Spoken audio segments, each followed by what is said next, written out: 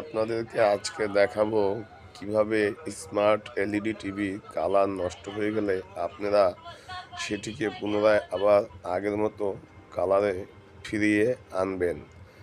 আজকের এই ভিডিওটি পুরো দেখবেন, দয়া করে কেউ স্কিপ করবেন না।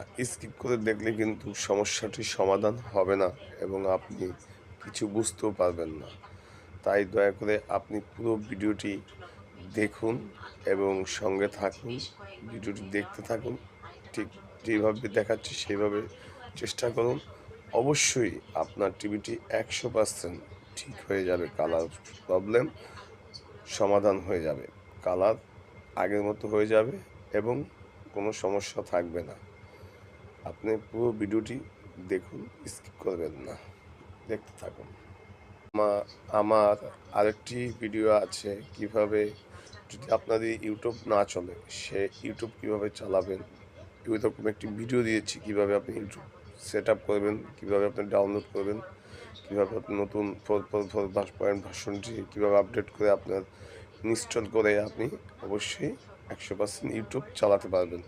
আপনি আর একটা ভিডিও আছে, ভালো করে আবার ডিসক্রিপশন বক্সে এসে দেখে নেন। দেখে নিয়ে ভিডিওটি দেখে অবশ্যই ওইভাবে চেষ্টা করুন, আপনার টিভিটির সমস্যার সম্পূর্ণ সমাধান হয়ে যাবে ইনশাআল্লাহ। খবরদার, হ্যাঁ, আপনারা না বুঝলে কাজটি করবেন না। আমি যেভাবে দেখাবো সেভাবে কাজটি আপনারা করবেন। যেভাবে দেখাবো আপনারা সেভাবে কাজটি করার চেষ্টা করবেন, উল্টাপাল্টা টিপবেন না।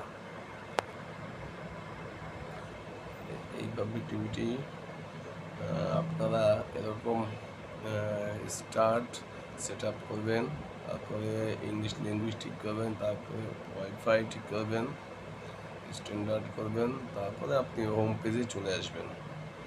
হোম পেজে চলে আসার পরে এরকম হবে, আপনার কালারটি নষ্ট হয়ে যেতে পারে, নষ্ট হয়ে যাবে। তখন টিভিটি পুনরায় আবার আগের মতো হবে। তখন আপনি এখানে যা করতে হবে, আপনি এরকম একটি রিমোটে 1147 দিবেন। এই 114 দেওয়ার পরে এরকম আসবে। আসলে আপনি তারপরে প্যানেল সেটিংয়ে যাবেন। প্যানেল সেটিংয়ে গিয়ে আপনি প্যানেলটি ঠিক করে নিতে হবে। তারপরে আপনার এলভিডি